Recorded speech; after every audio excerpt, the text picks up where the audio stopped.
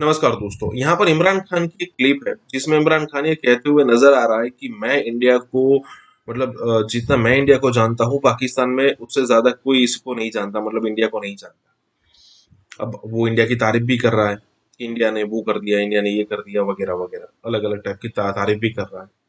लेकिन मुझे एक इंसिडेंट याद आ रहा है, वैसे तो कई सारे इंसिडेंट है लेकिन मुझे एक इंसिडेंट यहाँ पर याद आ रहा है कि पिछले दिनों वो डिस्कस हुआ था मुद्दा कि जब जब इंडिया के साथ पाकिस्तान की मैच होती थी पहले, और जब इमरान खान उस टीम का मेंबर था, चाहे वो एज अ कैप्टन हो एज अ प्लेयर हो, तब उसने ऐसा स्टेटमेंट दिए थे कि भाई इंडिया के साथ मैच मतलब मेरी मेरे लिए जिहाद, और वो कि भाई मैं पूरी ताकत लगाता हूँ इंडिया को हराने के लिए। जरा सोचिए, मतलब एक मैच में जिहादी मानसिकता। अब नो डाउट अभी भी पाकिस्तान के अंदर कई सारे प्लेयर हैं, और उसके बाद इंजमाम उल हक दाढ़ी बढ़ाई, उसके बाद सईद अनवर, शकील मुश्ताक, उसके बाद वो क्रिश्चियन था यूसुफ यूहाना जो मोहम्मद यूसुफ बन गया, उसने भी दाढ़ी बढ़ा ली। और फिलहाल वो पाकिस्तान का ओपनर है, बाबर आजम के साथ आता है, वो भी यही कर रहा है। और यहाँ पर इमरान खान ये कह रहा है कि भाई मैं इंडिया को, मुझे इंडिया में बहुत प्यार मिला। अरे भाई तू जिहादी था और जिहादी ही रहेगा। वो तो पिछवाड़े पर लात पड़ रही है ना, इसीलिए इंडिया याद आ रहा है। इसी के साथ ये वीडियो शुरू करता है। मुझे अफसोस और तकलीफ भी होती है कहते हुए, हमारे साथ ही हिंदुस्तान आज़ाद हुआ था। मैं हिंदुस्तान भी बाकियों से बहुत बेहतर जानता हूँ। मेरी दोस्तियाँ भी थी, क्रिकेट की वजह से बड़ा मुझे रिस्पेक्ट भी मिला, प्यार मिला। मैं मेरी लोगों से वाकफियत भी बढ़ी है। मुझे बड़ा अफसोस है कि ये सिर्फ एक आरएसएस की आइडियोलॉजी की वजह से और ये जो कश्मीर में उन्होंने किया है उसकी वजह से हमारे ताल्लुकात नहीं हैं। लेकिन मैं आपको ये कह दूं कि वो एक बड़े खुददार कौम है। कभी किसी की जुर्रत नहीं है कि वहाँ इस तरह की बात करें। किसी सुपर पावर की जुर्रत नहीं है कि वहाँ ये भी तस्वर कर दें कि जनाब वो यही कह दें कि जनाब अपने फॉरेन रिलेशन में वो कहें जो हम कह रहे हैं। अब देख रहे हैं वो रूसियों से हालांकि सारी सैंक्शंस लगी हुई हैं, वो कह रहे हैं जी हम तेल इंपोर्ट करते हैं, हमारे लोगों की बेहतरी है। तो इमरान खान का भी यही प्रॉब्लम है। मैं ये कहता हूं कि किसी से हमारी लड़ाई नहीं है, ना मैं किसी का एंटी हूं ना किसी मुल्क का एंटी हूं। मैं सिर्फ ये कहता हूं कि जो मेरे लोगों के फायदे के लिए पहली चीज वो है, मेरे 22 करोड़ लोगों के लिए, उसके बाद मैं दुनिया की बाकी चीजें मानने के लिए तैयार हूं। अब मैं आपको बताता हूं ये हुआ क्या। हुआ ये कि हमारा अमेरिका में जो एम्बेसडर था उसकी एक मुलाकात हुई अमेरिकन ऑफिशियल के साथ। अब अमेरिकन ऑफिशियल जो था उसकी बस सिर्फ मैं थोड़ी सी बात आपको बताता हूँ कि उसने कहा क्या। उसने पहले कहा कि जी इमरान खान को रूस नहीं जाना चाहिए था। वो बड़ा उसने कोशिश की एम्बेसडर ने बताने के लिए कि उसकी वजूहत, एक कंसेंसस था, पहले से प्लान बना हुआ था। लेकिन उसने कहा नहीं, ये सिर्फ इमरान खान ने फैसला किया। फिर वो जो कहता, और मैं ये चाहता हूँ आप कौन ज़रा गौर से मेरी बात सुने कि उसने कहा क्या। उसने कहा कि अगर आप इमरान खान को ये, और उसने कहा अभी अदम एतमाद दर्ज नहीं हुआ था पाकिस्तान में, उससे पहले ये कह रहा है, यानी इसे पता था कि अदम एतमाद आने वाली है। कहता कि अगर इमरान खान इसमें से बच जाता है अदम एतमाद से, तो पाकिस्तान को बड़ा मुश्किल यानी कॉन्सिक्वेंसेस फेस करने पड़ेंगे। तकब्बर देखें कि अगर इमरान खान यानी सिटिंग प्राइम मिनिस्टर अगर वो नहीं हटता इसमें से तो पाकिस्तान को नुकसान होगा। और फिर कहता लेकिन अगर वो हार जाता है तो पाकिस्तान को माफ कर दिया जाएगा। यानी ये भी नहीं उसने कहा कि अगर वो नहीं आता तो जो भी दूसरा आएगा पहले हम देखेंगे वो क्या कर रहा है, फिर हम उसको माफ करेंगे। नहीं, उसने कहा जो भी आएगा माफ कर देगा। यानी कि उसको पता था कि किसने आना है, किसने अचकन सलवाई हुई है, कौन तैयारी में बैठा हुआ है, उसे सब पता था, तो उसको माफ कर देंगे। अब मैं आज आपके सामने जो मैं असल में जो बात करना चाहता हूं वो ये है कि देखिए हम 22 करोड़ लोग हैं। 22 करोड़ लोगों के लिए कितनी तौहीन है कि एक हुक्म दे रहा है 22 करोड़ लोगों के इलेक्टेड सरबराह को। वो पता नहीं वो किसको हुक्म दे रहा है, क्योंकि मैं तो चीफ एग्जीक्यूटिव हूं, मुझे नहीं दे रहा। वो किसी को कह रहा है कि अगर ये आपका प्राइम मिनिस्टर बच जाता है तो आपको फेस करने पड़ेंगे कॉन्सिक्वेंसेस। और फिर कहता है कि अगर ये हट गया तो माफ़ कर देंगे हम आपको। मैं सिर्फ आपको ये कहना चाहता हूँ कि मेरे पाकिस्तानियों, अगर हमने इस तरह ही ज़िंदगी गुजारनी है तो हम अपने आप से सवाल पूछें कि हम आज़ाद हुए क्यों थे? हम क्यों 23 मार्च को सेलिब्रेट करते हैं? हम क्यों जनाब 14 अगस्त को बड़ा जश्न बनाते हैं? अगर हमने इसी तरह रहना है कि बाहर से हुक्म आ रहा है कि जी आपने अगर इसको ना हटाया, और फिर होता क्या कि वो शुरू हो जाती है, एकदम हमारे लोग जाने शुरू हो जाते हैं। हमारे जो अपनी पार्टी के एकदम पता चलता है जी, उनको एकदम पता चला कि वो तो जी तहरीक इंसाफ तो बड़ी गवर्नमेंट बहुत ही बुरी है जी, इमरान खान की तो सारी बुराइयां उनको पता चल जाती है, और वो सारे उधर और उनको बंद करना शुरू कर देते हैं सिंध हाउस में, और वो सारे एकदम सारा ड्रामा शुरू हो जाता है। मीडिया के अंदर भी पैसा चल रहा होता है। मीडिया की यानी मीडिया को भी शर्म नहीं आई कि एक लोग पार्टी की टिकट पे इलेक्ट होके दूसरी पार्टी में जा रहे हैं, सबको पता है पैसे ले, वो भी उसकी सपोर्ट कर रहा है, बड़ा जश्न बनाया जा रहा है जी, वो गवर्नमेंट गिर रही है, यानी जिस तरह कोई बहुत बड़ा कारनामा हो गया ये। और फिर हमें आहिस्ता आहिस्ता चीज़ें पता चलना शुरू होती है। पता ये चलता है कि इनके डिप्लोमैट्स, अमेरिका के डिप्लोमैट्स हमारे लोगों से मिल रहे हैं चंद महीने पहले। हमारे मेरे अपने दो आके, एक मेरा केपी का मिनिस्टर आतिफ खान, वो मुझे बताता है कि हमारी शंदाना हमारी एमएनए है, वो कहते जी हमें अमेरिकन एम्बेसी में बुला के उन्होंने बाकायदा कहा कि ये अदम एतमाद आने लगी है इमरान खान के ऊपर, और उनसे बड़ी लंबी, यानी चंद महीने पहले उनको पता था कि आ रही है अदम एतमाद। तो आहिस्ता आहिस्ता पता चला कि ये तो पूरा प्लान बना हुआ था, तो ये पूरी स्क्रिप्ट चल रही थी यहाँ। तो मैं फिर अपनी कौम से कहना चाहता हूँ कि देखिए, ये ज़रूरी है हम सब के लिए फैसला करना कि हम क्या चाहते हैं। हम एक आज़ाद कौम बनना चाहते हैं, खुददार कौम बन के रहना चाहते हैं, या इस तरह के ग़ुलाम चाहते हैं? और किस तरह के ग़ुलाम? क्यों उनको पता था कि जनाब शेरवानी सिलाई हुई है शहबाज शरीफ से? उसने बाकायदा मैसेजिंग की, उसने कहा जनाब बेगर्स आर नॉट चूजर्स। उनको मैसेज कि जी जो मकरूज मुल्क होता है उसको गुलामी करनी पड़ती है, बेगर्स आर नॉट चूजर्स। वो दूसरा उनका मिनिस्टर भेजता है जी हम तो लाइफ सपोर्ट मशीन पे हैं, तो वो तो जब अमेरिका चाहे बंद करते, यानी हम तो हैं गुलाम। पहले तो इन दोनों से पूछो कि आप 30 साल से ये सारी आपकी पार्टीज हुकूमत में थी, तो किसने ये लाइफ सपोर्ट मशीन और ये मकरूज किया मुल्क को? ये क्या 3.5 साल में हुआ है? 30 साल से तो आप पावर में बैठे हुए हैं, और आज आप कह रहे हैं कि जी क्योंकि जी हमें पर कर्जे चढ़े हुए हैं तो हमें तो गुलामी करनी पड़ेगी। मुझे ये कौम के सामने मैं रखता हूँ, देखिए मुझे तो मगरब बाकी सबसे बेहतर जानती है। अगर किसी को भी वो जानती है इस मुल्क में, वो इमरान खान को जानती है। मुझे तो 23 सालों से वो जानते हैं लोग, मेरी तो उनके पास सारी प्रोफाइल पड़ी है। तो वो क्यों ये कह रहे हैं कि जी इसको निकालना है? क्या मैंने उनके गलती की है? क्या जुर्म किया है? मुझे अफसोस और तकलीफ भी होती है कहते हुए, हमारे साथ ही हिंदुस्तान आज़ाद हुआ था। मैं हिंदुस्तान भी बाकियों से बहुत बेहतर जानता हूँ, मेरी दोस्तियाँ भी थी, क्रिकेट की वजह से बड़ा मुझे रिस्पेक्ट भी मिला, प्यार मिला। मेरी लोगों से वाकफियत भी बड़ी है। मुझे बड़ा अफसोस है कि ये सिर्फ एक आरएसएस की आइडियोलॉजी की वजह से और ये जो कश्मीर में उन्होंने किया है उसकी वजह से हमारे ताल्लुकात नहीं हैं। लेकिन मैं आपको ये कह दूं कि वो एक बड़े खुददार कौम है। कभी किसी की जुर्रत नहीं है कि वहाँ इस तरह की बात करें। किसी सुपर पावर की जुर्रत नहीं है कि वहाँ ये भी तस्वर कर दें कि जनाब वो यही कह दें कि जनाब अपने फॉरेन रिलेशन में वो कहें जो हम कह रहे हैं। अब देख रहे हैं वो रूसियों से हालांकि सारी सैंक्शंस लगी हुई हैं, वो कह रहे हैं जी हम तेल इंपोर्ट करते हैं, हमारे लोगों की बेहतरी है। तो इमरान खान का भी यही प्रॉब्लम है। मैं ये कहता हूँ कि किसी से हमारी लड़ाई नहीं है, ना मैं किसी का एंटी हूँ ना किसी मुल्क का एंटी हूँ। मैं सिर्फ ये कहता हूँ कि जो मेरे लोगों के फ़ायदे के लिए पहली चीज़ वो है, मेरे 22 करोड़ लोगों के लिए, उसके बाद मैं दुनिया की बाकी चीज़ें मानने के लिए तैयार हूँ। लेकिन मैं अपने लोगों को कुर्बान नहीं कर सकता किसी और कौम के खातिर जो हमने वॉर ऑन टेरर में किया है। 80,000 अपने लोग हमने मरवाए, मुल्क तबाह करवा दिया। अब कोई पूछे भी कबायली इलाके में, कभी लोगों से तो पूछे उनके ऊपर गुजरी क्या थी। 35 लाख लोगों ने नकल मकानी की।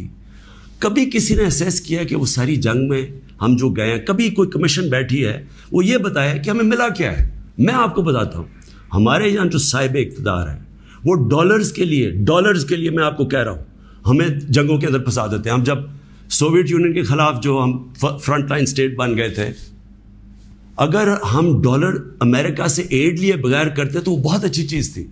हम फिर अपने भाइयों के लिए, अफगानिस्तान, उनकी आज़ादी के लिए मदद कर रहे थे।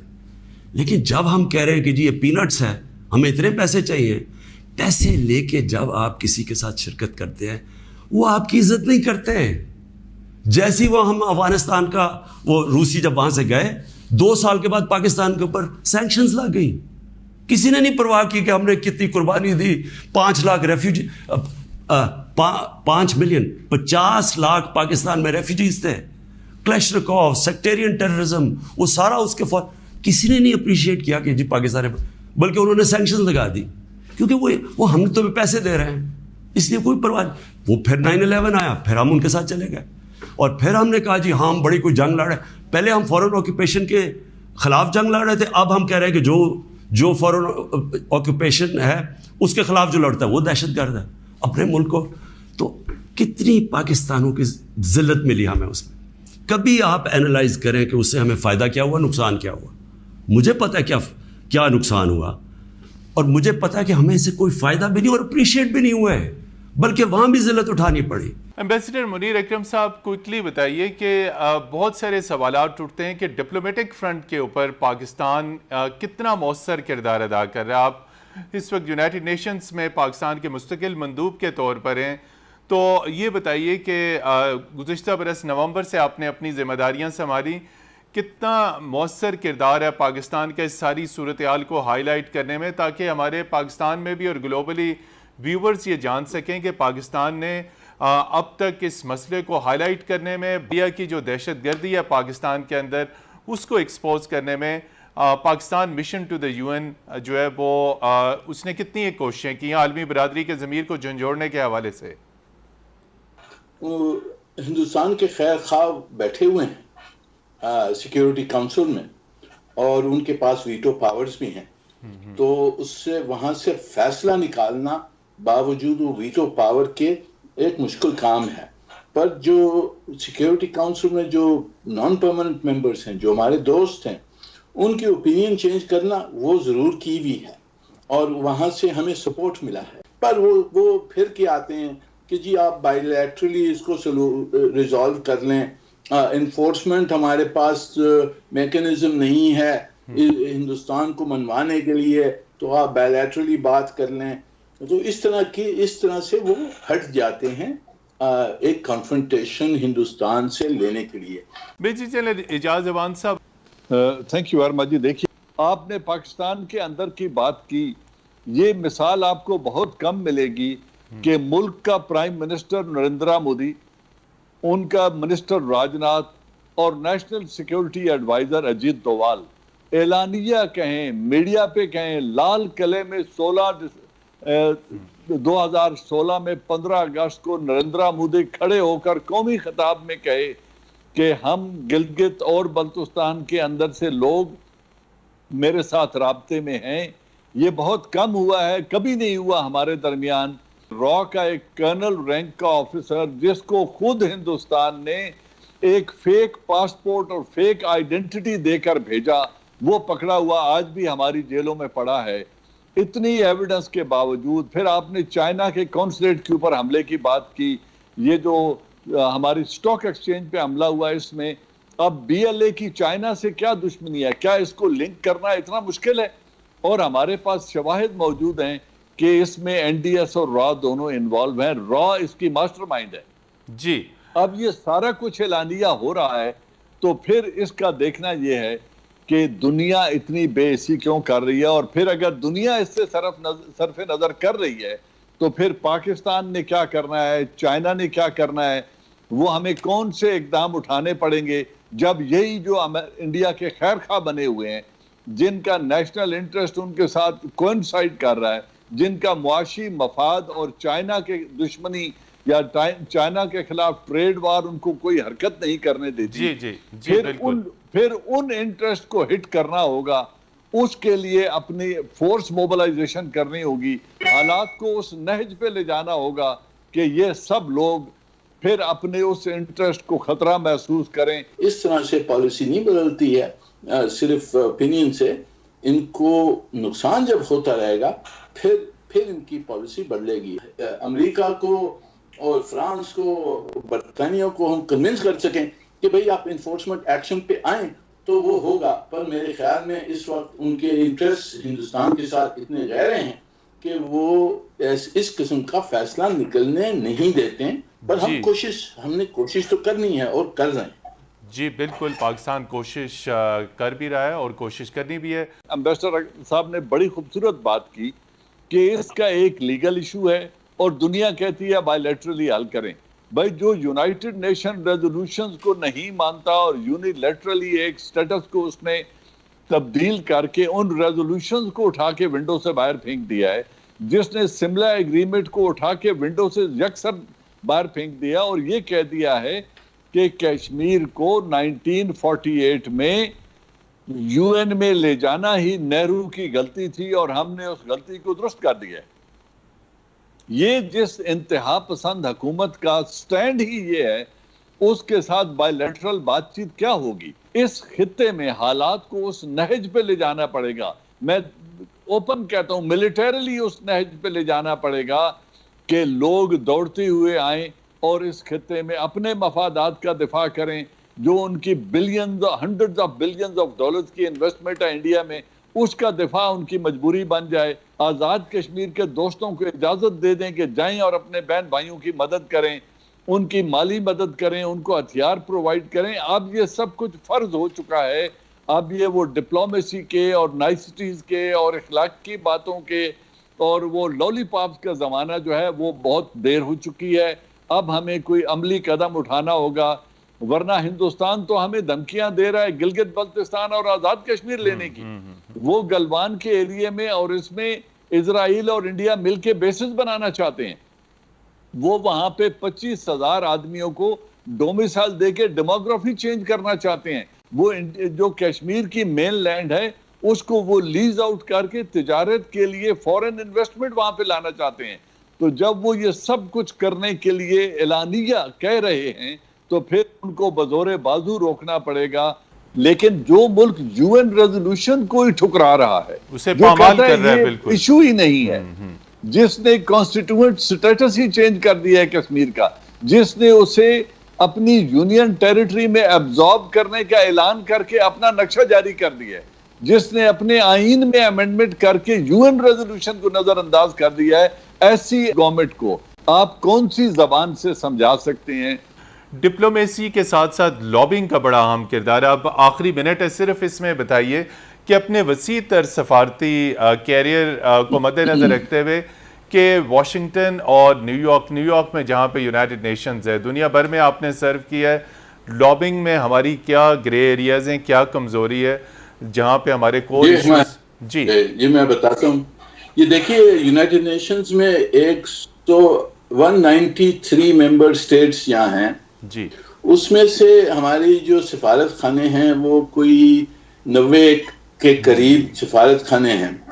100 से ज्यादा मुल्क हैं जहां हमारे सिफारत खाने हैं नहीं, और हमारी जो ताल्लुकात हैं वो सिर्फ यहाँ यूनाइटेड नेशन से होती हैं उनके साथ। हिंदुस्तान बहुत एक्टिव है, उसने पैसा खूब लगाया है छोटे मुल्कों के ऊपर, और ये हमारा चैलेंज है कि किस तरह से विदाउट द रिसोर्सेज जो होती हैं, डिप्लोमेसी में भी रिसोर्सेज की जरूरत है, लेन देन होती है, तो इसके बावजूद हम किस तरह से हमारा इन्फ्लुएंस बढ़ाएं। इस 65 वॉर ने हमें डिरेल करके रख दिया, राइट, मुल्क को वो हटा दिया वहां से। बीबीसी ने उस बस को देख के कहा कि लाहौर कैप्चर हो गया है, लाहौर को हिंदुस्तान ने फतह कर लिया है। हमने प्रोवोक किया हिंदुस्तान को, कश्मीर में हमने लोग भेजे, हिंदुस्तान ने across the international line attack किया और फिर एक जंग छिड़ गई।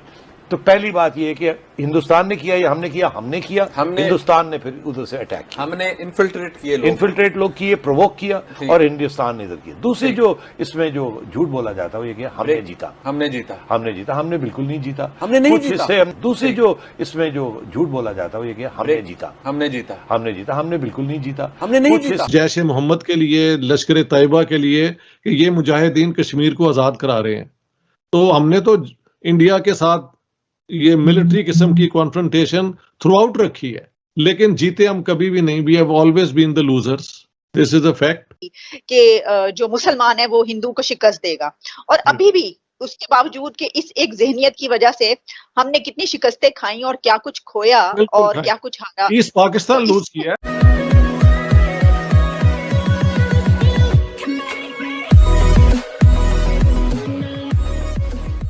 नमस्कार दोस्तों, 1965 की जो वॉर थी इंडिया और पाकिस्तान के बीच में, हम सबको पता है कि इंडिया को पता नहीं था कि किस टाइप की तैयारी पाकिस्तान कर रहा है, और उन्होंने फिर अच्छी खासी तादाद में यहाँ पर सैनिक इकट्ठे किए, अच्छी खासी तादाद में अपने हथियार, अपने टैंक सब कुछ किए और कश्मीर से उन्होंने एंट्री मारी। अब हम उस समय तैयार नहीं थे कश्मीर में, मतलब आज की अगर सिचुएशन देखो ना तो ये सिचुएशन बहुत बेहतर है कश्मीर को अगर आप देखो तो, क्योंकि उस समय पर इस टाइप की सिक्योरिटी या फिर इस टाइप के वहाँ पर तैनाती नहीं थी सैनिकों की। तो जैसे इंडिया को पता चला, इंडिया ने मान लिया कि भाई कश्मीर में यहाँ पर, क्योंकि हमें हमारे कई सारे सैनिक वहाँ से मूव करके कश्मीर लाने पड़ते, जो कि पॉसिबल नहीं था कुछ शॉर्ट टाइम में, और पाकिस्तान का यही मानना था कि अब हम यहाँ पर कश्मीर में घुसते हैं जो कि एक डिस्प्यूटेड टेरिटरी है, तो इंडिया कुछ नहीं कर पाएगा। लेकिन पाकिस्तान को पता नहीं था कि भाई लाल बहादुर शास्त्री जितने दिखने में सादे हैं, उनकी थिंकिंग थोड़ी उतनी हाई हो सकती है, और उन्होंने यहाँ पर पंजाब का बॉर्डर, इंटरनेशनल बॉर्डर खोल दिया, और यही पाकिस्तान को जो कॉन्फिडेंस है वो चकनाचूर हो गया। पाकिस्तान को लगता था कि भाई इंडिया इंटरनेशनल बॉर्डर नहीं तोड़ेगा, और इंडिया ने तोड़कर सीधा लाहौर पहुँच गया। और यहाँ पर डिस्कशन हो रहा है वीडियो में कि BBC ने ये पब्लिश करना शुरू कर दिया कि भाई इंडिया लाहौर पहुँच गया है, लाहौर इंडिया के कब्जे में आ गया है, वही पाकिस्तान का मेन सिटी जिस पर वो प्राइड करते हैं। इसी के साथ ही वीडियो शुरू करते हैं। ऑपरेशन जिब्राल्टर, जो कि एक सीज फायर लाइन के अक्रॉस छोटा सा टेक्निकल ऑपरेशन था, जिसका सिर्फ ये मकसद था कि एवेल्युएट किया जाए कि कश्मीरियों के जो जज्बात हैं वो किस हद तक हैं और क्या वो कोई मुजाहमत के लिए तैयार हैं। तो उसमें हमें नाकामी हुई। पता चला कि जी वो इतने तैयारी नहीं है, कुछ लोग पकड़े भी गए। प्लानिंग तो हमारी होनी चाहिए थी, शुरू तो हमने किया था। खेमकरन में ऑफेंसिव किया फर्स्ट आर्मर्ड डिव ने, वो फेलियर था। शो किया जाए कि ये अंदरून हिंदुस्तान कश्मीर इलाके से ये एक रेजिस्टेंस स्ट्रगल, ये इन्फिल्ट्रेशन हमने इन्फिल्ट्रेशन मई जून में करवाई। नहीं, हमने बड़ी हमाकतें की हैं। असल में जो 4 जंगें हमने हिंदुस्तान को लड़ी है वो हमने शुरू की है, हिंदुस्तान ने पहला हमला नहीं किया। और पाकिस्तान का ये ख्याल था, हमारी हुकूमत का ये ख्याल था, यूब खान साहब का, कि अगर हिंदुस्तान को तकलीफ भी हुई और हिंदुस्तान ने जंग भी की तो वो लाइन ऑफ कंट्रोल, कश्मीर में जो लाइन ऑफ कंट्रोल है उसी के ऊपर अटैक करेगा, इंटरनेशनल बॉर्डर पे नहीं करेगा। हिंदुस्तान ने जब अपनी असेसमेंट की तो उन्होंने सोचा कि अगर हमने यहाँ लाइन ऑफ कंट्रोल के ऊपर इनको तंग किया या इनको अटैक की तो वो नुकसानदेह हो सकती है। तो हिंदुस्तान ने इंटरनेशनल बॉर्डर के ऊपर अटैक किया। लेकिन असल जंग शुरू होती है जब इंटरनेशनल बॉर्डर पार हुआ, और इंटरनेशनल बॉर्डर क्रॉस किया इंडियंस ने जी, तो फिर उसका प्रेशर रिलीज करने के लिए हमने ऑपरेशन ग्रैंड स्लैम किया। तो इसमें कोई शक नहीं है कि India was the first to break the international border. तो जंग जिसे कहते हैं कि इंटरनेशनल बॉर्डर पे इंडिया ने शुरू की, आगाज उन्होंने किया। उन्होंने लाहौर के ऊपर और सियालकोट सेक्टर में और लाहौर में उन्होंने अटैक किया। और आपको याद होगा उस वक्त BBC ने भी ऐलान कर दिया था कि हिंदुस्तान की फौज जो है वो लाहौर में पहुंच चुकी है और यहाँ जिमखाना क्लब में छोटा पैग चुस्की का लगा रही है। BBC ने उस बस को देख के कहा कि लाहौर कैप्चर हो गया है, लाहौर को हिंदुस्तान ने फतह कर लिया है। 17 दिन हुए थे तो फील्ड मार्शल सब हाँप गए थे, गवर्नमेंट हाँप गई थी और हम इधर उधर हाथ पैर मार रहे थे। हमने प्रोवोक किया हिंदुस्तान को, कश्मीर में हमने लोग भेजे, हिंदुस्तान ने across the international line attack किया और फिर एक जंग छिड़ गई। तो पहली बात यह है कि हिंदुस्तान ने किया या हमने किया, हिंदुस्तान ने फिर उधर से अटैक किया, हमने इन्फिल्ट्रेट लोग किए, प्रोवोक किया और हिंदुस्तान ने इधर किया। दूसरी जो इसमें जो झूठ बोला जाता है वो ये कि हमने जीता, हमने बिल्कुल नहीं जीता, दूसरी जो इसमें जो झूठ बोला जाता है वो ये कि हमने जीता, हमने बिल्कुल नहीं जीता, ना बिल्कुल कोई नहीं हमारी जीत। तो ये भी गलत कि जी हाँ हिंदुस्तान भीख मांगने गया, ऐसी कोई बात नहीं थी। और ये जो था, ये जो यहाँ पे कहा गया है कि 5 गुना ज्यादा, तब 5 गुना ज्यादा वाली बात नहीं थी, तब तकरीबन पैरिटी थी। इसका रिकॉर्ड चेक किया जाए। बिल्कुल ये रिकॉर्ड है कि हिंदुस्तान ने कोई रिक्वेस्ट नहीं की, कोई डॉक्यूमेंट नहीं है जो शो करता है कि हिंदुस्तान ने यूनाइटेड नेशंस को कहा हो कि आप बीच में पढ़ के उसकी मीडिएट करो। करें। बिल्कुल ऐसी कोई बात नहीं। 65 का वो हो गया और फिर हम उसके बाद जब 17 दिन हुए तो हम नर्वस हो गए थे। वो एयरफोर्स उसकी इस्तेमाल नहीं हुई और मैं समझता हूँ हमारी फौज बच गई, वरना तबाह होती वहां फौज। 65 वॉर बाद में डेवलप हुई, शुरू हमने वहां से किया, पर वो जैसे आप स्लीप वॉक नहीं करते, रात को जो आप सोते हुए चलते हैं, आपको समझ नहीं आता, हमारे साथ ये वहां पे हुआ था जी। फिर इसके बाद ताशकंद में रूस में जाके अयूब खान साहब की, शास्त्री साहब थे हिंदुस्तान के प्राइम मिनिस्टर, उनके साथ मुलाकात हुई, वहां पीस अकॉर्ड साइन हुआ, ताशकंद एग्रीमेंट जिसे कहते हैं। उस जमाने में हिंदुस्तान से अच्छे लगते थे, अच्छे हो या ना लगते, बेहतर, हाँ, लगते हम थे कि यार PIA भी अच्छा है, ये भी अच्छा है, खिलाड़ी भी अच्छे हैं, हॉकी मेडल भी जीत लिया है, सब कुछ है, ठीक है यार ये जो है ना पाकिस्तानी और ऐसे कर रहे हैं। इस 65 वॉर ने हमें डिरेल करके रख दिया, राइट, मुल्क को वो हटा दिया वहां से कि जो मुसलमान है वो हिंदू को शिकस्त देगा। और अभी भी उसके बावजूद कि इस एक ज़हनियत की वजह से हमने कितनी शिकस्तें खाई और क्या कुछ खोया और क्या कुछ हारा। ईस्ट पाकिस्तान लूज किया है, ईस्ट पाकिस्तान लूज किया, जंग हार गए थे हम। कि इंडिया ने already after the Kashmir war of 47-48 एक प्लान बनाई हुई थी कि अगर कश्मीर में पाकिस्तानी हमें उनके पास कोई एडवांटेज हुआ तो we will attack Pakistan on Lahore and Sialkot. So as far as the Indians are concerned, their master plan was ready. You come into Kashmir, we come to Lahore and Sialkot. Kashmir का एक इंच भी नहीं हमें मिला, बल्कि उस दिन के बाद कश्मीर हमारे हाथ से निकल गया, क्योंकि उसके बाद इंडिया ने अपनी आर्म्स रेस को तेज कर दिया। 62 में उन्हें अपना खासी मार पड़ी थी चाइना से। So 2 wars India had fought, one lost, the second one stalemated. So from that time onwards, Indian military doctrine changed. They thought we have to arm ourselves. And that's what has happened since then. India is a very well-armed state since then.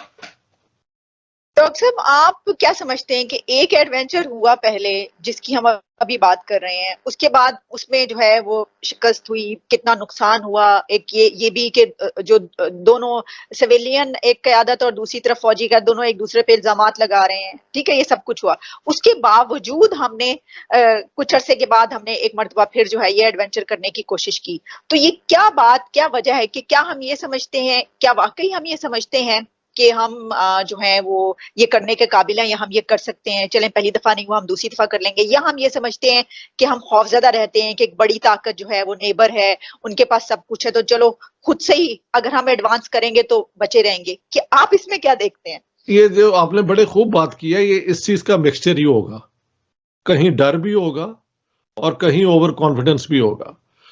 Pakistan में अगर आप आए तो हर जुम्मे को वो पड़े होते थे डब्बे जैश ए मोहम्मद के लिए, लश्कर तैयबा के लिए, कि ये मुजाहिदीन कश्मीर को आज़ाद करा रहे हैं। तो हमने तो इंडिया के साथ ये मिलिट्री किस्म की कॉन्फ्रंटेशन थ्रू आउट रखी है, लेकिन जीते हम कभी भी नहीं। We have always been the losers, this is a fact. कि भारत ने कई दफा कोशिश की कि पाकिस्तान का GSP प्लस सिस्टम जो निज़ाम है, जो कंसेशन है, उसे खत्म करवाया जाए ताकि पाकिस्तान को माशी तौर पर नुकसान पहुंचाया जाए। अगर ऐसा कोई झटका पाकिस्तान की इसमें आता है तो ये हमें फौरी तौर पे जो है वो 1.5 से 2 बिलियन डॉलर का जो है वो इसके ऊपर हमें नुकसान का अंदेशा है। इतने बड़ा हमारे खिलाफ वोट का जाना जो है ये सवालिया निशान है। कहते हैं कि दुनिया में पाकिस्तान के खिलाफ बहुत सी प्रोपेगेंडा लॉबीज हैं, खास करके हिंदुस्तान है, वो चाहते हैं कि पाकिस्तान को नुकसान पहुंचाया जाए, लेकिन वो हमेशा कामयाब हो जाते हैं और हमें हमारी पहले से पेशबंदी नहीं है, हम कभी कैपेसिटी डेवलप नहीं कर पा रहे इस नैरेटिव को हैंडल करने की। जितने भी ज़राए अबलाग हैं दुनिया के, वो हमारे बारे में, यानी हमारी गलतियां अपनी जगह पे, लेकिन उसको बहुत ही बढ़ा चढ़ा के हमारी खराबियों को दुनिया के सामने पेश किया जाए।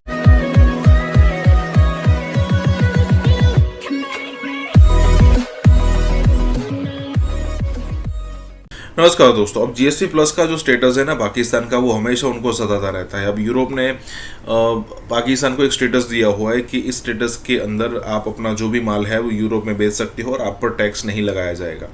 अब मान लीजिए कि इंडिया अगर जिस टाइप के यूरोप को अपना माल बेचता है तो उसमें कई सारा टैक्सेस भी लगते हैं, जो माल वहाँ पर पहुँचते पहुँचते महंगा हो जाता है और हम फिर थोड़ा कंपटीशन से बाहर हो जाते हैं। मतलब कि हमें अच्छी खासी कंपटीशन मिलती है या फिर हमें कम्पीट करना पड़ता है, जबकि पाकिस्तान के पास अगर सीधा टैक्स है ही नहीं देने के लिए या फिर उनको रियायत दी गई है तो पाकिस्तान के पास अच्छी खासी मार्केट होगी, बहुत सस्ता वो अपना माल बेच पाएंगे। तो ये यूरोप ने किया है। लेकिन पिछले 1-2 साल से पाकिस्तान के लिए सिचुएशन इतनी ख़राब है कि भी इंडिया की लॉबी इस हिसाब से इंटरनेशनली स्ट्रांग हो गई है कि हमारा ये स्टेटस भी कभी भी छीन सकता है। उसके अलावा भी यहाँ पर बात हो रही है कि इंडिया अपनी लॉबी के हिसाब से या फिर जो भी अपना नेटवर्क है उसको ध्यान में रखते हुए पूरी दुनिया के सामने अपनी अच्छी अच्छी बातें करता है और पाकिस्तान को हर जगह पर पाकिस्तान की इमेज खराब करता है। यही बात हो रही है यहाँ पर। इसी के साथ ही वीडियो शुरू करता है। मुझे ऐसा महसूस होता है डॉक्टर फारूक सलीम साहब के बावजूद इसके कि हम ये मानते हैं कि दुनिया में पाकिस्तान के खिलाफ बहुत सी प्रोपेगेंडा लॉबीज हैं, खास करके हिंदुस्तान है, वो चाहते हैं कि पाकिस्तान को नुकसान पहुंचाया जाए, लेकिन वो हमेशा कामयाब हो जाते हैं और हमारी पहले से पेशबंदी नहीं है। हम कभी कैपेसिटी डेवलप नहीं कर पा रहे इस नैरेटिव को हैंडल करने की। जितने भी ज़राए अब्लाग हैं दुनिया के, वो हमारे बारे में, यानी हमारी गलतियां अपनी जगह पे, लेकिन उसको बहुत ही बढ़ा चढ़ा के हमारी खराबियों को दुनिया के सामने पेश किया जा रहा है। हल क्या है? बड़ा वाजे हो गया है कि 680 कोई मेंबरान, जो दुनिया की सबसे बड़ी ट्रांसनेशनल जमहूरी बॉडी है, वो इन दोनों बातों को मानने के लिए तैयार नहीं है। अब वो 3 बातें हैं जिसकी तरफ आपने जिक्र किया कि क्या कोई साजिश हो रही है, क्या हमारे दलाइल में कमजोरी है, या क्या हमारी सफारतकारी में कमजोरी है। तो अगर हम आसानी से हर चीज को साजिश के ऊपर डाल दें कि हमारे ऊपर प्रोपेगेंडा हो रहा है, जरूर हो रहा है, लेकिन वो मामले का हल नहीं है। हमें अपनी सफारतकारी की कैपेसिटी जो है उसको बढ़ाना होगा ताकि उन साजिशों का मुकाबला कर सकें, उन साजिशों का जवाब दे सकें। हमें अपने दलाइल, अपने बयानिए को स्ट्रॉन्ग करना होगा। तो सिर्फ ये कह देना कि हमारे ऊपर साजिश हो रही है, ये यूरोपियन यूनियन की पार्लियामेंट बैठी है, 681 लोग किसी साजिश का शिकार हो गए, मैं इससे एग्री नहीं करूं। और ये बहुत आसान तरीके से अगर हम हर चीज को साजिश के ऊपर डाल दें तो हम कभी भी पाकिस्तान के जो प्रॉब्लम्स हैं उनको सॉल्व नहीं कर सकेंगे। तो मामला वही आता है कि दलाइल में ताकत डालना, अपने बयानिए में ताकत डालना और फिर सफारतकारी चैनल्स में। देखिए डॉक्टर साहब, गुजारिश ये है कि इसमें कोई शक नहीं है और हमें ये बात माननी चाहिए कि पाकिस्तान दुश्मन जो लाविये हैं उनका जो प्रोपेगेंडा है उससे यूरोपीय यूनियन के लोग मुतासिर हुए हैं। फारूक सलीम, आपको लगता है कि पाकिस्तान की सियासी क़यादत और एस्टैब्लिशमेंट को एहसास है कि पाकिस्तान की अंदरूनी सियासत जो है वो कितना बड़ा एक टेंडर बॉक्स है बाकी सारी दुनिया के लिए, उसको कोई भी इस्तेमाल करता है? देखिए, यूरोपियन यूनियन पार्लियामेंट जो है वो दुनिया की लार्जेस्ट ट्रांसनेशनल इलेक्टेड बॉडी है जो मुंतखब थे। तो तकरीबन 37 करोड़ वोटर्स हैं। मैंने पहला सिक्के का रुख आपके सामने रखा था कि अब तक वो जो रेजोल्यूशन है वो नॉन बाइंडिंग है और वो फैसला साज इदारा नहीं है, लेकिन ये यूरोप की एक ऐसी बॉडी की तरफ से एक हमें पैगाम मिल रहा है जो बड़ा ही सीरियस प्रोग्राम है, पैगाम है, और हमारी सियासी क़यादत को इसको सीरियस लेना होगा, क्योंकि ऐन मुमकिन है कि ये वाला रेजोल्यूशन यहाँ से माइग्रेट होके चला जाए काउंसिल ऑफ मिनिस्टर्स। फिर जब वहां जाता है तो वो फैसला साज इदारा है, वहां पे माशी नुकसानात पाकिस्तान को हो सकते हैं, जिसका कुछ जिक्र जो है वो आपने अपने इब्तदाइये में किया। देखिए, हमारी सियासत जो मुल्क के अंदर है, हमें एहसास होना चाहिए कि हम एक जजीरा नहीं है, हम बाकी दुनिया का जो मालियाती निज़ाम है, बाकी दुनिया का जो तजारती निज़ाम है, हम उसका हिस्सा है और उसके हिस्से से बाहर रह के हम जिंदा नहीं रह सकते। अब मैं जहां तक समझा हूं, इस वक्त पैगाम ये दिया जा रहा है कि उनको कानून के ऊपर कोई एतराज नहीं है। वहां ये कहा जा रहा है कि जो कानून का गलत इस्तेमाल हो रहा है पाकिस्तान के अंदर, वो यूरोपियन यूनियन और उसकी जो मेंबर ममालिक हैं 27 के करीब, और जो 37 करोड़ वोटर्स मैंने जिक्र किया जिनके ये नुमाइंदे यहाँ बैठे हैं, वो ये कह रहे हैं कि भाई आपके मुल्क में जो कानून है उसका गलत इस्तेमाल किया जा रहा है। तो ये इसका जवाब तो दलाइल की बुनियाद पे होगा और जवाब जो है वो सफारतकारी चैनल के थ्रू ही होगा, और हमें पूरी कोशिश करनी होगी कि ये मामला यहाँ पे निपट जाए, के साथ मिलके दलाइल देने थे और अपना बयानिया पेश करना था। तो पहली बात तो यह है कि वी मिस्ड वन चांस जो हमें मिलना चाहिए था और जो शायद हमारी सफारतकारी की कमजोरी की वजह से हमें नहीं मिला। अब दूसरा ये है कि जैसे मैंने कहा कि हम इस दुनिया से अलग नहीं सकते, हमने इसी दुनिया का हिस्सा बन के रहना है, जो उसका मालियाती ढांचा हो, जो उसका तजारती ढांचा हो, जो उसका सियासी ढांचा हो, उन सब से ये 22 करोड़ पाकिस्तानी अलग नहीं रह सकते। अगर एक सिचुएशन डेवलप कर रही थी गुज़श्ता चंद हफ्तों से, हम जाहिर है कि भारत, हम ये भी जानते हैं कि भारत ने कई दफ़ा कोशिश की कि पाकिस्तान का GSP प्लस सिस्टम जो निज़ाम है, जो कंसेशन है, उसे ख़त्म करवाया जाए ताकि पाकिस्तान को माशी तौर पर नुकसान पहुंचाया जाए। आपकी हुकूमत सोई भी थी जब ये रेजोल्यूशन वहां से चल रहा था, आगे आपको पता चलना चाहिए था, इसे काउंटर करने के लिए आपके पास हिकमत अमली होनी चाहिए थी। देखिए डॉक्टर साहब, इस मामले में तो फॉरेन ऑफिस, सीधी सी बात है, मैं जो काम, मेरा काम है, मैं अल्हम्दुलिल्लाह उसमें आपको मैंने बता दिया। अभी जो डॉक्टर साहब ने कहा, बिल्कुल ये बात खुद यूरोपीय यूनियन की सफीर ने मेरे साथ आज से 2 हफ्ते पहले तस्लीम की। अगर हमें उस वक्त ये फॉरेन ऑफिस नहीं या हमें इल्म होता, हम उनसे बात करते। वो मेरे पास 2-2.5 हफ्ते पहले आई, उन्होंने कहा कि इन 6 माह में आपको इल्म की, क्या आप बता सकते हैं कि अगर खुदा न खास्ता पाकिस्तान का GSP प्लस का स्टेटस जो है वो उसको कुछ होता है, वो रुक जाता है, तो किस किस्म का नुकसान हो सकता है पाकिस्तान की एक्सपोर्ट्स को? अगर ऐसा कोई झटका पाकिस्तान की इसमें आता है तो ये हमें फौरी तौर पे जो है वो 1.5 से 2 बिलियन डॉलर का जो है वो इसके ऊपर हमें नुकसान का अंदेशा है, जो कि आपका गोहिर साहब, आप भी इसमें एक इंटरेस्टेड पार्टी है, आपकी एसोसिएशन भी है। अभी हुकूमत के नुमाइंदे कह रहे हैं उनको नहीं पता था, फॉरेन ऑफिस ने बताया, मीडिया को नहीं पता था। ये क्या यानी हुस्न इत्तफाक है या निकम्मापन है कि एक करारदाद पाकिस्तान के खिलाफ गुज़श्ता चंद हफ्तों से गर्दिश कर रही थी यूरोप के 27 कैपिटल्स में, लेकिन पाकिस्तान में किसी को भी नहीं पता था कि ये खतरा है, जब हो गया है तो तब हम उसके ऊपर रद्द-ए-अमल कर रहे हैं। ये तो बिजनेस कम्युनिटी का भी फेलियर है, फॉरेन ऑफिस के और हुकूमत के साथ साथ। ये मैं आपको बताऊं कि ये एक बड़ी मजाका खेज बात है कि आपको 600 से ज्यादा आपके जो है, मैं बात कर रहा हूँ कि चीनी कंपनियों को अगर बैन होता है, चाइनीज कंपनियां बैन होती हैं, सप्लाई चेन सारी इंडिया जा रही है, मैन्युफैक्चरिंग वहां पे हो सकती है, ग्लोबल ऑर्डर इस तरह का शिफ्ट हो रहा है that India is getting benefit out of this and they have an infrastructure and environment. So it means a lot what the Americans are doing. It means a lot for China कि वो India को provoke कर रहे हैं, and one way or the other India is growing with all this situation which is. जी आप ये सारी American companies हम चाइना के साथ कर रहे हैं अपने मुआहदे ख़त्म, एप्पल, गूगल, ये आपका माइक्रोसॉफ्ट, ये सारी कंपनियां चाइना से निकलें और वो आ जाएं इंडिया। इंडिया जो है उसमें हजारों अमेरिकन जो मल्टीनेशनल्स हैं वो आ रही हैं। ये ब्लूमबर्ग की एक रिपोर्ट मैंने देखी थी जिसमें तकरीबन 1000 अमेरिकन मल्टीनेशनल्स जो हैं वो आ रहे हैं। बार बार के जी पाकिस्तान जो है ना वो चाइना की गोद में चला गया, चाइना की गोद में चला गया। There is a reality in it known as और being seen as that could replace China is India.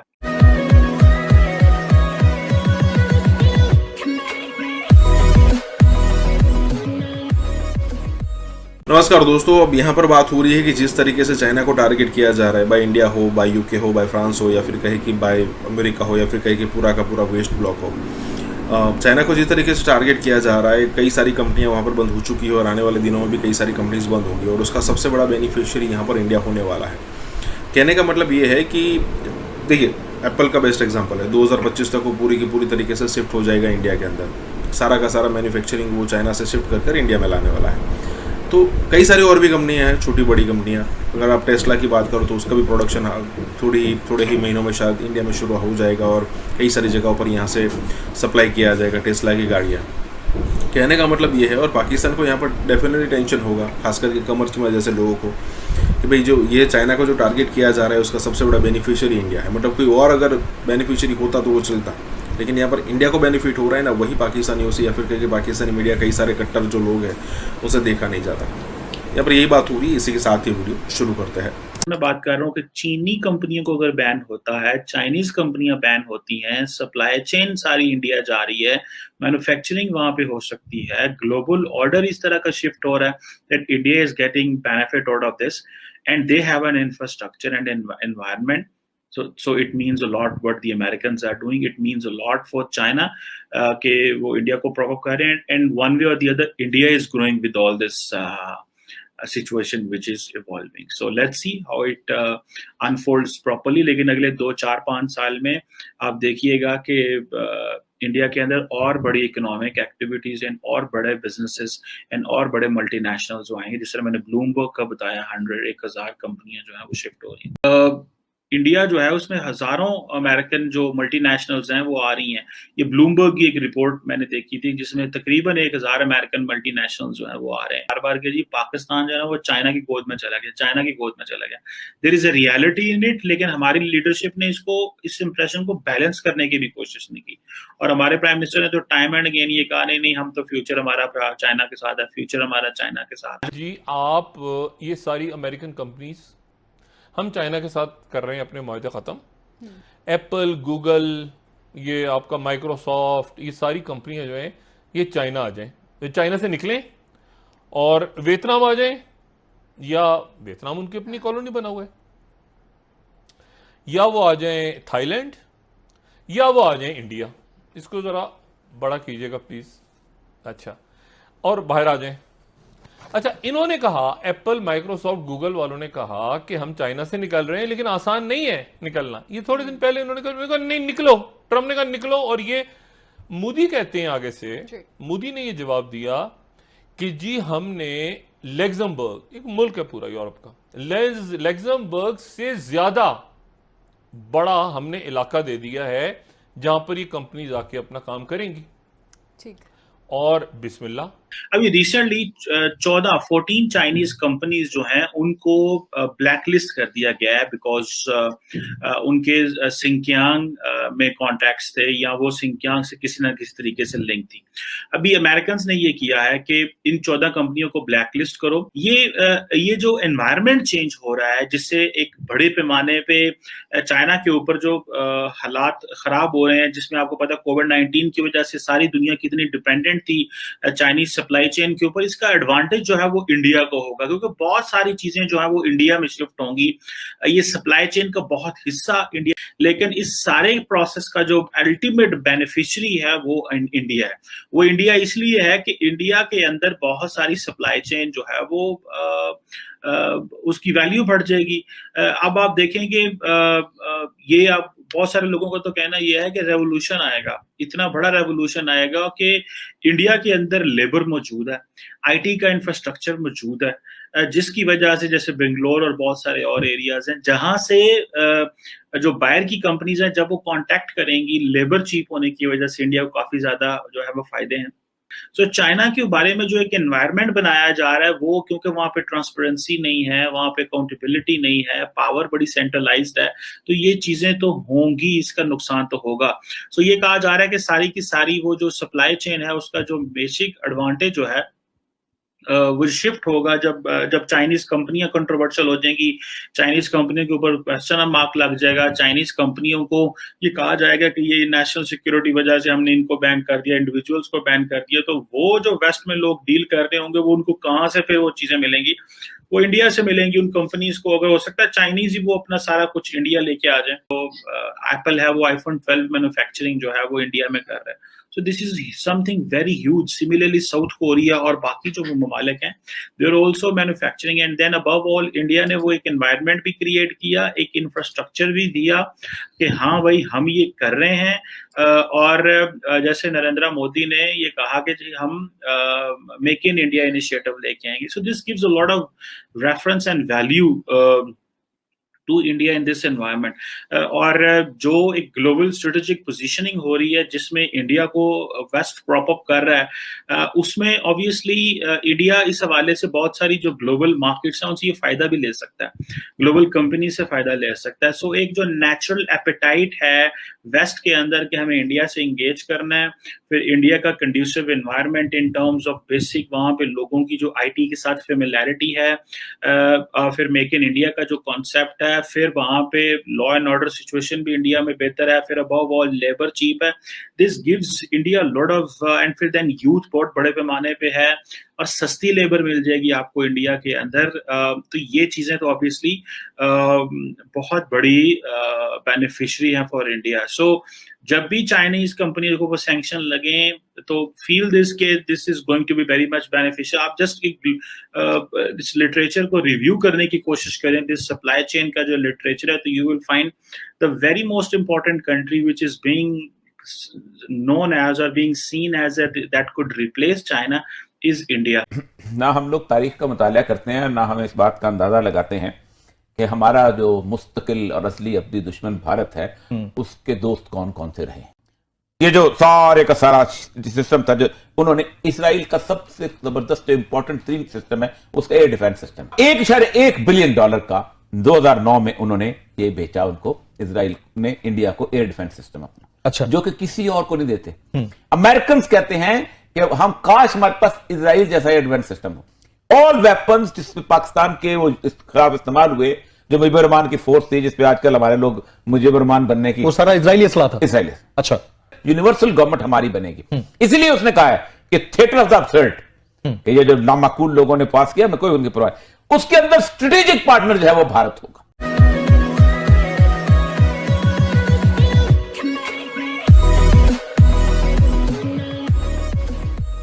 नमस्कार दोस्तों, यहाँ पर बात हो रही है इंडिया इजराइल के रिलेशन के बारे में, दोस्ती के बारे में।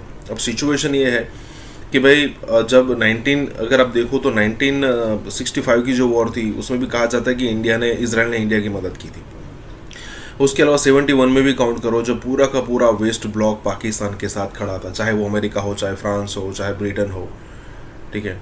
और वो जो हमने पनडुब्बी जो डुबाई थी ना, गाजी, वो भी यूके ने दी हुई थी पाकिस्तान को। अमेरिका का जो जंगी बेड़ा, 7वां जंगी बेड़ा जो जापान से निकल चुका था, वो इंडिया को डिस्ट्रॉय करने के लिए निकल चुका था। लेकिन इसी सारी सिचुएशन के बीच में हमें सिर्फ रशिया याद है, इजराइल इतना याद नहीं रहता है। इजराइल ने छुप छुप के हमें बहुत अलग अलग लेवल की मदद की थी, और इसी मदद के चलते हम यहाँ पर पाकिस्तान को हरा पाए थे। अगर मान लीजिए सिचुएशन थोड़ी विपरीत हो जाती ना, तो हम यहाँ पर जीत नहीं पाते, और हो सकता है कि इंडिया का बहुत सारा एरिया वो कब्जा भी कर लेते। यहाँ पर यही बात हो रही, इसी के साथ ही वीडियो शुरू करता है। ना हम लोग तारीख का मुताला करते हैं, ना हम इस बात का अंदाजा लगाते हैं कि हमारा जो मुस्तकिल और असली अब्दी दुश्मन भारत है उसके दोस्त कौन कौन से रहे।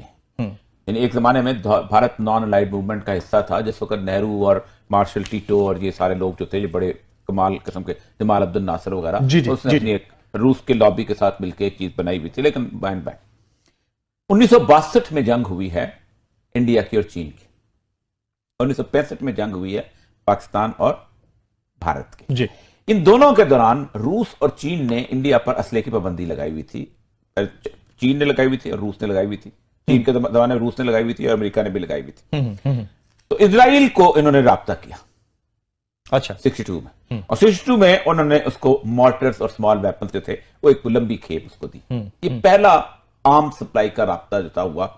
हालांकि इजराइल के और इंडिया के कोई डिप्लोमेटिक रिलेशंस नहीं थे, कोई स्टेक्स भी नहीं है, कोई रिलेशंस नहीं, रिलेशन नहीं, डिप्लोमेटिक रिलेशंस नहीं, राइट, बाद में बने हैं। ठीक ठीक। उसके बाद 65 की वॉर में अमेरिका ने यहां भी बंद किया हुआ था, वहां भी बंद किया हुआ था, रूस का सप्लाई आ रही थी। उस वक्त भी सेम टाइप ऑफ वेपन जो थे उसने इसराइल से हाल किए, हालांकि दोनों का सफारत खाना मौजूद नहीं था। सबसे इंपॉर्टेंट प्लेन जी जो वाकया हुआ है, जिस वक्त मशरकी पाकिस्तान का क्राइसिस आ रहा था 1971 में, तो इंदिरा गांधी ने गोल्डा मेयर को फोन किया और गोल्डा मेयर को कहा कि हमें असला चाहिए जो हमने सप्लाई करना है। इजराइल ने ईरान को असला बेचा हुआ था, अच्छा, और असला रास्ते पे था इजराइल का। तो रॉ जो है उसने बकायदा लाइक किस्टन, एक छोटी सी पोर्ट है जी, वहां से उसको असले को उठाया है और एयरशिप किया है। कहां पर? भारत इंडिया के लिए, कलकत्ता में। अच्छा अच्छा। कलकत्ता से हिंदुस्तान टाइम्स सब रिपोर्ट करते हैं कि वो इजरायली असला था जो मुक्तिबानी को दिया गया, जो उन्होंने पाकिस्तान आर्मी के खिलाफ वहां पर जद्दोजहद की। ऑल वेपन्स जिसमें पाकिस्तान के वो खिलाफ इस्तेमाल हुए, जो मुजीबुर रहमान की फोर्स थी जिसपे आजकल हमारे लोग मुजीबुर रहमान बनने की, वो सारा इजरायली असला था। इसराइली, अच्छा।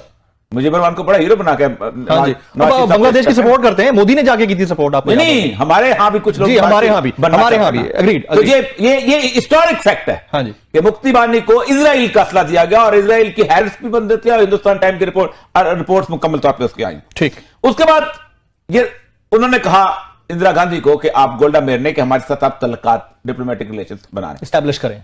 लेकिन इंडिया ने रिफ्यूज कर दिया कि हम नहीं बनाएंगे। उसके बावजूद ताल्लुकात कायम रहे। 1983 में उनको अंदाजा हुआ कि पाकिस्तान ने एटम बम बना लिया। ठीक, उस वक्त 1983 में इंदिरा गांधी को बकायदा कहा गया कि हम आपको कहूटा पे अटैक करने के लिए जहाज भेजते हैं। ये वो फैक्ट्स हैं जब इस वक्त दुनिया के सामने वाजे हैं। ठीक, 83 में जामनगर के एयरपोर्ट के ऊपर इजरायली एयरपोर्ट जहाज पहुंच गए। पाकिस्तान अफगान जहाज लड़े था। जहाज आपको लोग बड़ी गालियां निकालते हैं और ये करते हैं कि अफगान जहाज का फायदा क्या हुआ। CIA ने पाकिस्तान को प्लान लीक आउट कर दिया कि तुम्हारे कोटा पे। Again it's an open fact. CIA भी एक्सेप्ट करती है। तो CIA ने क्यों लीक आउट किया? क्योंकि CIA से हमारे ताल्लुकात बेहतर थे। पाकिस्तान के पार्टनर थे ना, पाकिस्तान बेहतर थे ताल्लुकात। पाकिस्तान अफगान जहाज लड़ रहा था, जी मजबूरी। जी जी 2009 में जी ये जो सारे का सारा सिस्टम था, जो उन्होंने इसराइल का सबसे जबरदस्त इंपॉर्टेंट 3 सिस्टम है उसका एयर डिफेंस सिस्टम। यानी अगर कोई जहाज आए तो पूरे का पूरा इलाका जो है ना मैग्नेटिक फील्ड के अंदर आ जाता है और जहाज एंटर नहीं हो सकता। ठीक, या होता यह है कि सारी की सारी गन्स एकदम फायर करती हैं और जहाज उसकी उसमें आ जाता है। ठीक, 1.1 बिलियन डॉलर का 2009 में उन्होंने ये बेचा उनको, इजराइल ने इंडिया को एयर डिफेंस सिस्टम अपना। अच्छा, जो कि किसी और को नहीं देते। अमेरिकन कहते हैं कि हम काश हमारे पास इजराइल जैसा एयर डिफेंस सिस्टम हो। 1999 में कारगिल की फतह के हम नजदीक थे जंग के। अगेन ये भी रिपोर्टेड फैक्ट्स हैं। तो टारगेटिंग नहीं हो रही थी इजराइल मेराज जो थे, तियारे थे, जेट्स थे, इनसे। इजराइल ने अपने पायलट्स जो थे वो वहां भेजे इंडिया में, और वो पायलट्स जो थे जिन्होंने वहां जाके बाकायदा उसमें उनको ट्रेन किया और हिट्स किया। यानी जो पाकिस्तानी ठिकानों को हिट करने वाले जेट्स थे उनको मुकम्मल तौर पे जो थे उनको ट्रेन करने वाले, उनकी कंप्यूटर की सारी टेक्नोलॉजी, ऑब्जर्वेशन फाइंडिंग सारी उनकी तरफ से थी। बात दफा उन्होंने एडमिट तो नहीं करते, लेकिन कुछ इजराइल की जो इंटरव्यू देने वाले फौजी हैं वो कहते हैं कि हम खुद भी उसमें थे। अब वो ट्रेड की सूरत हाल में जो अब जो मुआहदे हुए हैं, आप हैरान होंगे कि अब एक तो ये है कि उन्होंने साइबर सिक्योरिटी का मुआहदा, जी हाँ बिल्कुल, स्पेस का उसके अंदर मुआहदा किया है उसके अंदर, और तीसरा उन्होंने इंडिया की फर्मों को उस जगह पे अलाउ किया ऑयल एंड गैस का कि जो डिस्प्यूटेड टेरिटरी है, मसलन मेडिटेरियन, ईस्टर्न मेडिटेरियन, जी, जिसको वो समझते हैं कि अब वहां पर आराम को अमेरिका नहीं जाएंगे, ये जाएंगे जी। तो हम जो इस जहां पर मुद्दतों बहस करते आ रहे हैं और बताते आ रहे हैं कि इजराइल ने अब अमेरिका को छोड़ के हेडक्वार्टर जो है वर्ल्ड पावर का इजराइल में शिफ्ट करना है, क्योंकि यहूदी 1920 में जब वो जाना शुरू हुए थे तो अपनी एक बुनियादी पेशगोई के ऊपर जाना चाहिए, तो वरना कोई रेगिस्तान में जाकर घर नहीं बनाता अपने महल छोड़ के, अपने कारोबार छोड़ के, अपने बड़े बड़े प्लाजा छोड़ के, सूखी जगहों पे, और न रेत में न पानी, न बिजली, न सीवरेज, न टेक्नोलॉजी, वहां नहीं जाता पेशगोई की बुनियाद पे। वो पेशगोई ये है कि हम अब इस जगह पर वर्ल्ड पावर में इंटरनेशनल गवर्नमेंट का हम बनाएंगे, यानी कहते हैं यूनिवर्सल गवर्नमेंट हमारी बनेगी। इसीलिए उसने कहा है कि थिएटर ऑफ द अब्सर्ड, कि ये जो नामाकूल लोगों ने पास किया, मैं कोई उनकी परवाह, उसके अंदर स्ट्रेटेजिक पार्टनर जो है वो भारत होगा।